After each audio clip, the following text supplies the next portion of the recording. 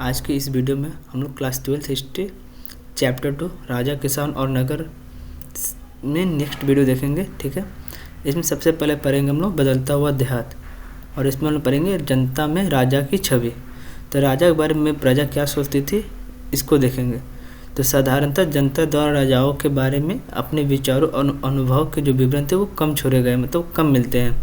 इतिहासकार तब भी इसका परीक्षण करते हैं और जातक और पंचतंत्र जैसे ग्रंथों को वो समीक्षा करते हैं, तो मालूम चलता है उनकी जो जातक और पंचतंत्र जो ग्रंथ थे उनमें जो कथाओं का वर्णन था उसमें जनता के द्वारा राजा के प्रति क्या विचार और अनुभव थे वो देखने को मिलता है। जातक जो कथाएं थे पहली शताब्दी के मध्य पाली भाषा में लिखी गई। अब एक स्टोरी देखते हैं, गणतेन्दु जातक में मिलता है इसका। ठीक है, नामक एक कहानी बताया गया है कि एक कुटिल राजा की प्रजा किस प्रकार दुखी रहती है। इन लोगों में वृद्ध महिलाएं, पुरुष, किसान, पशुपालक, ग्रामीण बालक, यहाँ तक कि जानवर भी शामिल है। ये जो प्रजा होती थी, प्रजा के अंतर्गत कौन कौन शामिल थे? वृद्ध महिला, पुरुष, किसान, पशुपालक, ग्रामीण बालक एवं जानवर शामिल थे। तो इसमें बताता है कि जब राजा अपनी पहचान बदलकर प्रजा के बीच गए तो लोग उनके बारे में क्या सोचते हैं। एक एक करके सबने अपने दुखों को राजा को भला बुरा कहा। यानी एक बार क्या होता है, राजा अपनी पहचान बदलकर प्रजा के बीच में जाते हैं और वो यह देखने का प्रयास करते हैं कि जो प्रजा है वो राजा के प्रति क्या सोचती है। तो वो अपने दुखों को लेकर बताते हैं। जो प्रजा दुखी थी उसको लेकर वो राजा को भला बुरा कहते हैं। उनकी शिकायत थी कि रात में डकैत उन पर हमला करते थे और दिन में कर इकट्ठे करने वाले अधिकारी, यानी बताते हैं कि रात में जो डकैत होते थे वो उनसे हमला करके उनके वस्तुओं को लूटते थे और दिन में जो होता था राजा के अधिकारी उनसे धन इकट्ठा करते थे, कर इकट्ठा करते थे। ऐसी परिस्थिति से बचने के लिए लोग अपने गांवों को छोड़कर जंगल में बसने लगे। राजा प्रजा विशेषकर ग्रामीण प्रजा के बीच जो संबंध था वो तनावपूर्ण था। यानी राजा और प्रजा के जो बीच संबंध था वो तनावपूर्ण था। शासक अपने राजकोष को भरने के लिए बड़े बड़े कर की मांग करता था, जिसे किसान खासतौर पर त्रस्त रहते थे। जातक कथाएं से पता चलता है कि संकट से बचने का उपाय जंगल की ओर भाग जाना होता था। इस बीच करों की बढ़ती मांग को पूरा करने के लिए किसानों ने उपज बढ़ाने के उपाय को ढूंढा। तो इसमें हमने देखा कि जो राजा था और प्रजा के बीच क्या संबंध थे। तो इसमें बताया जाता है कि राजा अपनी पहचान को बदलकर जब वो जनता के बीच पहुँचता तो उनके प्रति जो जनता की सोच थी वो मालूम चलता है। फिर वही बताते हैं कि राजा और प्रजा के बीच जो संबंध थे वो तनावपूर्ण थे। राजा उनसे अधिक कर लिया करता था, जिसके कारण वह इस संकट से बचने के लिए जंगल की ओर जो होती थी जनता भाग जाती थी, चली जाती थी। जो ये कर की मांग जो बढ़ रही थी इसके कारण किसानों ने भी उपज बढ़ाने के उपाय ढूंढे, और उपज बढ़ाने के उपाय में दो तरह के उपाय ढूंढे। यहाँ पे आप देख सकते हैं, एक तो लोहे का हल का प्रयोग किया, ठीक है। दूसरा सिंचाई प्रणाली। सिंचाई प्रणाली में इन्होंने नहरों, कुओं और तालाबों के माध्यम से सिंचाई को किया। तो हम लोग पढ़ते हैं। तो एक तरीका था हल का प्रचलन, जो 6वीं शताब्दी ईसा पूर्व में गंगा और कावेरी नदी घाटियों के उर्वर काक्षी क्षेत्र में फैल गया। जिन क्षेत्रों में भारी वर्षा होती थी वहाँ लोहे के फाल वाले हलों का प्रयोग होता था जुताई के लिए। इसके अलावा गंगा की घाटी में धान की रोपाई की वजह से भारी वृद्धि होने लगी। हालांकि किसानों को इसके लिए कमर तोड़ मेहनत करनी पड़ती थी। लोहे के फाल वाले हल की वजह से फसलों की उपज बढ़ने लगी। ऐसे में हल का उपयोग उपमहाद्वीप के कुछ ही हिस्से में होता था। पंजाब और राजस्थान जो क्षेत्र थे वहाँ पे जो हल का प्रयोग था वो 20वीं शताब्दी में हुआ। पूर्वोत्तर और मध्य पूर्ववर्ती क्षेत्रों में रहते थे इन्होंने किसान ये खेती के लिए कुदाल का प्रयोग करते थे। जो पूर्वोत्तर और मध्य पूर्ववर्ती क्षेत्र में रहते थे किसान, उन्होंने खेती के लिए कुदाल का प्रयोग किया। ठीक है। उपज बढ़ाने के और तरीके में हमने पढ़ा था कुएं, तालाब और नहर, इनके माध्यम से सिंचाई की जाती थी, और इसे आमतौर पर राजा एवं प्रभावशाली जो लोग थे उनके द्वारा बनाया गया था। अब हम लोग देखते हैं ग्रामीण समाज में विभिन्नता है। तो खेती की इन नए तरीकों से उपज बढ़ी। कौन से तरीके? एक तो लोहे की फाल का प्रयोग, ठीक। दूसरा सिंचाई के साधन का विकास।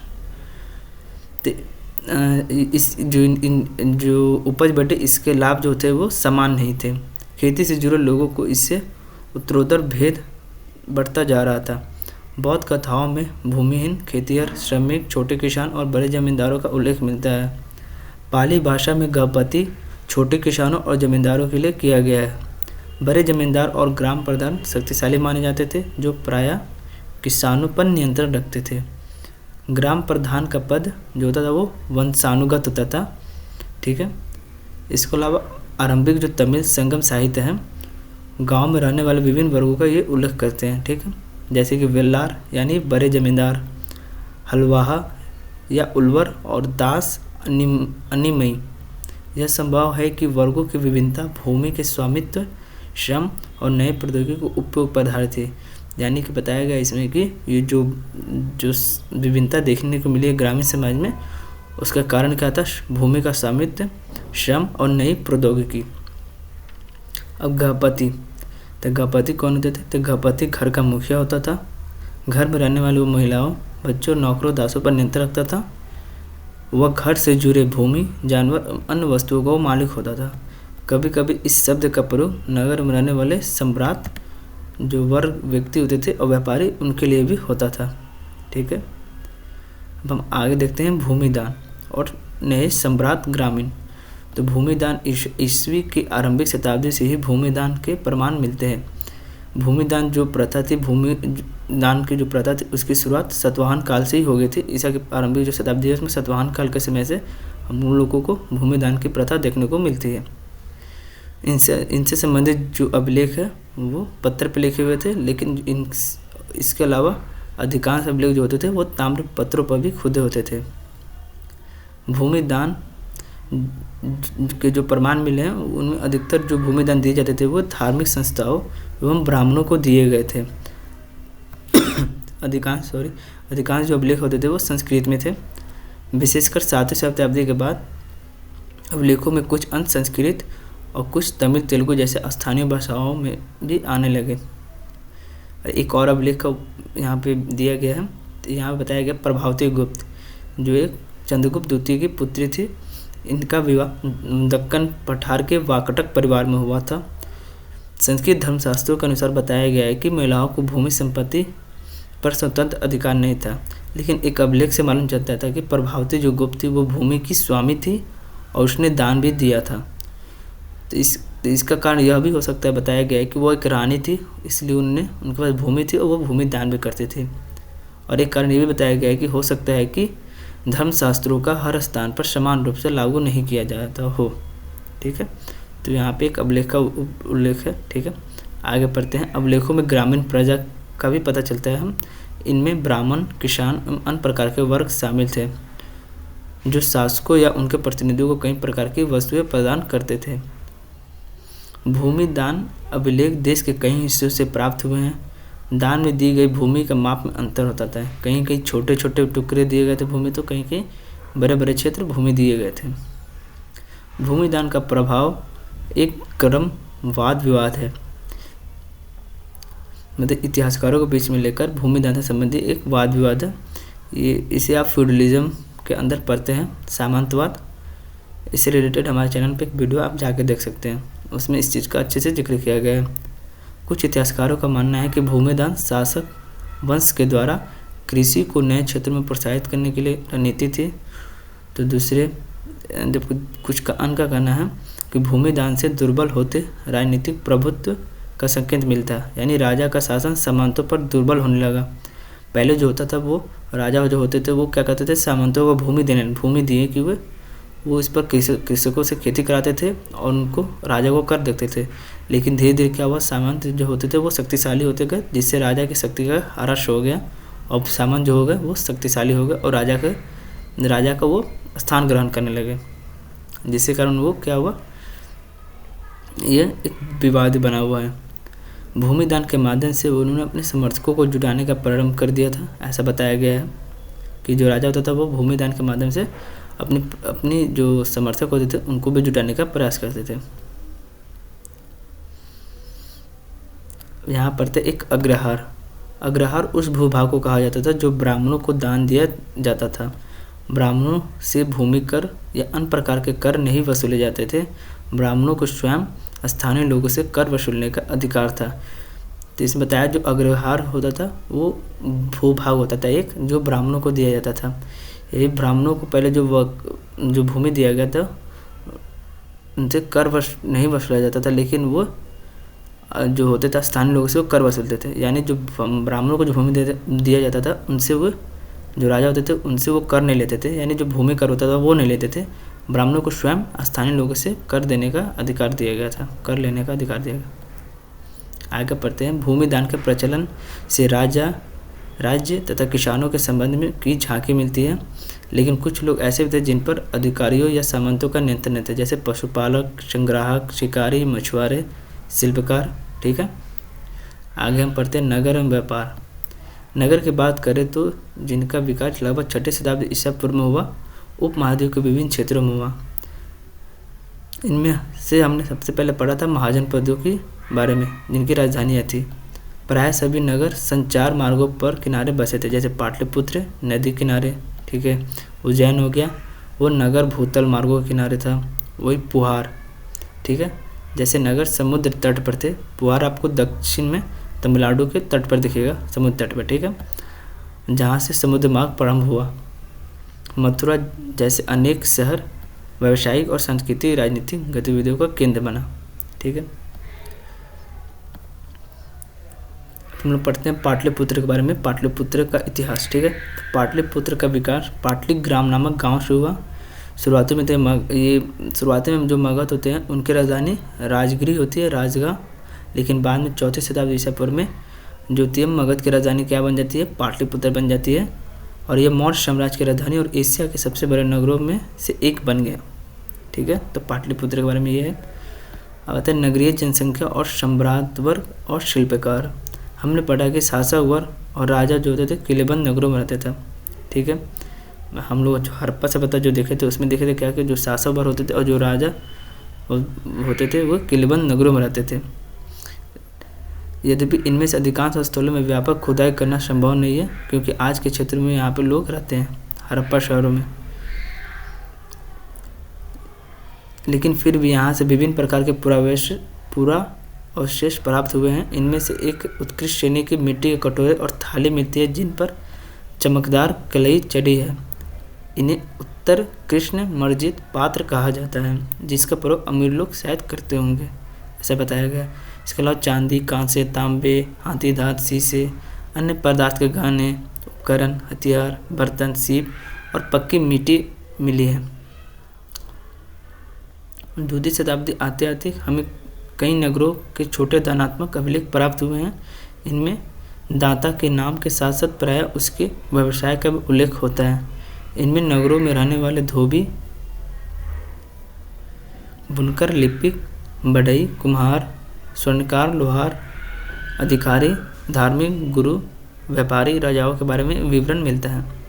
कहीं कहीं उत्पादकों और व्यापारियों के संघ का उल्लेख है जिन्हें श्रेणी कहा गया है। ये श्रेणी संभवतः कच्चे माल को खरीदते थे और फिर उनसे सामान तैयार करके बाजारों में बेचते थे। ठीक है, तो श्रेणी किसे कहा गया है, उत्पादकों और व्यापारियों को। ये क्या करते थे, पहले कच्चे माल को खरीदते थे, फिर वस्तुओं को तैयार करते थे और उसको फिर बाजार में बेचते थे। ठीक, अब यहाँ पे लिखा उपमहाद्वीप और उसके बाहर का व्यापार। 6ठी शताब्दी ईसा पूर्व से ही उपमहाद्वीप में नदी मार्गों और भूमार्गों का जाल बिछ गया था। यानी उस वक्त जो व्यापार भी होता था वो नदी मार्गों से और भूमार्गों से होता था। मध्य एशिया और उससे भी आगे तक के भूमार्ग थे। समुद्र तट पर बनी कई बंदरगाहों से जलमार्ग अरब सागर से होते हुए उत्तरी अफ्रीका, पश्चिमी एशिया तक फैल गया। आप इसे मैप पे देख सकते हैं। यहाँ पे आप मैप में देख सकते हैं कि देखिए ये भारत हो गया, यहाँ से अरब सागर से निकल, यहाँ ये समुद्र तट हो गया और यहाँ से अरब सागर होते हुए जो व्यापार होता था वो कहाँ होता था, एक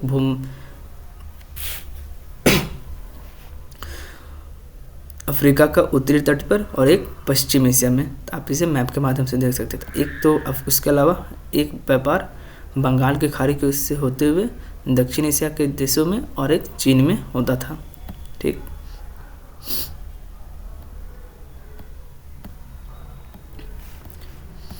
शासकों ने प्राय इन मार्गों पर नियंत्रण करने का कोशिश की। संभवतः वे इन मार्गों पर व्यापारियों को सुरक्षा देते होंगे, उसके बदले वे धन लेते थे। इन मार्गों पर चलने वाले व्यापारियों को पैदल फेरी लगाने वाले व्यापारियों के साथ बैलगाड़ी और घोड़े खच्चर जैसे जानवर भी साथ चलते थे। समुद्र मार्ग से लोग यात्रा करते थे, लेकिन ये खतरनाक होते थे, लेकिन साथ साथ ये बहुत लाभदायक भी थे। ठीक, तमिल भाषा में मस्तुवन और प्राकृत में साथाओ और सेट्ठी नाम के प्रसिद्ध सफल व्यापारी बड़े धनी होते थे। नमक, अनाज, कपड़ा, धातु और निर्मित उत्पाद, पत्थर, लकड़ी, जड़ी बूटी जैसे अनेक प्रकार के सामान एक दूसरे के स्थान तक पहुंचाए जाते थे। मतलब ये जो व्यापारी होते थे वे इन वस्तुओं का व्यापार करते थे। फिर हम बताया गया कि रोमन साम्राज्य में काली मिर्च जैसे मसालों तथा कपड़ों, जड़ी बूटी की भारी मांग थी। इन सभी वस्तुओं को अरब सागर के रास्ते भूमध्य क्षेत्र तक पहुंचाया जाता था। तो आप उस वक्त जो व्यापार का मार्ग था वो इस प्रकार होता था। ठीक है, आप यहाँ पे देख सकते हैं मैप में।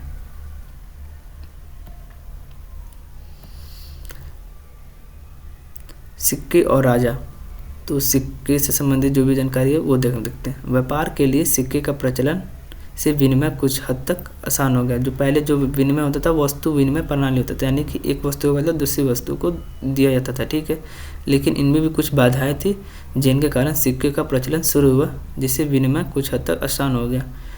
चांदी और तांबे के आहत सिक्के सबसे पहले डाले गए। सबसे पहले चांदी और तांबे के सिक्के डाले गए। पूर्व उपमहाद्वीप की खुदाई में इस प्रकार के सिक्के मिले हैं। ठीक है, इनसे वाणिज्यिक जो भी प्रयोग होता था उस संभावित क्षेत्रों का पता चलता है। आहत सिक्के पर बने प्रतीकों को उन विशेष मौर्य वंश जैसे राजवंशों का प्रतीक मिलाकर पहचान करने की कोशिश की है। इन राजाओं के बारे में जानकारी मिलती है, यानी कि जो आहत सिक्के से बने प्रतीक तो उसमें मौर्य वंश में जानकारी मिलती है। ठीक है, यह भी संभव है कि जो सिक्के होते थे व्यापारी, धनपतियों और नागरिकों ने इस प्रकार के कुछ सिक्के जारी किए हों। ठीक, शासकों की प्रतिमा और नाम के साथ सबसे पहले जो सिक्के किसने जारी किया? हिंदू यूनानी शासकों ने। ठीक, जिन्होंने द्वितीय शताब्दी ईसा पूर्व में उपमहाद्वीप के पूर्वोत्तर क्षेत्र पर नियंत्रण स्थापित किया। इसके अलावा सोने के सबसे पहले प्रथम शताब्दी ईस्वी में कुषाण राजाओं ने जारी किया। इनके आकार और वजन तत्कालीन रोमन सम्राटों, ईरान के पार्थियन शासकों द्वारा जारी सिक्कों से बिल्कुल समान थे। ठीक, इसके अलावा दक्षिण भारत के अनेक पुरास्थलों से बड़े संख्या में रोमन सिक्के मिले हैं, जिनसे स्पष्ट है कि व्यापारिक तंत्र राजनीतिक सीमाओं से बंधा नहीं था, क्योंकि दक्षिण भारत में रोमन साम्राज्य के अंतर्गत न होते हुए भी व्यापारिक दृष्टि से रोमन साम्राज्य से संबंधित थे। जिससे बताया जाता है कि जो दक्षिण भारत में बहुत सारे जो रोमन सिक्के मिले, इससे ऐसा लगता है कि जो दक्षिण भारत का जो क्षेत्र थे उनका व्यापार रोम से होता था, रोमन साम्राज्य से होता था। ठीक, पंजाब और हरियाणा के क्षेत्र में योद्धा जो कबीलाई थे उन्होंने भी सिक्के जारी किए। उन्होंने तांबे के हजारों सिक्के जारी किए थे। ठीक है, इसके अलावा हम लोग देखते हैं सोने के सिक्के। सोने के सबसे भव्य सिक्के गुप्त शासकों ने जारी किए। इनके आरंभिक सिक्कों में प्रयुक्त सोना अति उत्तम था। इन सिक्कों के माध्यम से जो दूर देशों से व्यापार विनिमय करने आसान होता था, जिससे शासकों को लाभ हुआ। 6ठी शताब्दी ईस्वी में सोने के सिक्के मिलना कम हुआ। इस सिक्के कम होने के कुछ कारण बताए गए, जैसे आर्थिक संकट बताया गया है, रोमन साम्राज्य के पतन के बाद दूरवर्ती व्यापार में कमी बताई गई है। अन्य का कहना है कि इस काल में नए नगरों और व्यापार के नवीन तंत्रों का उदय होने लगा था, ये कारण बताया गया है।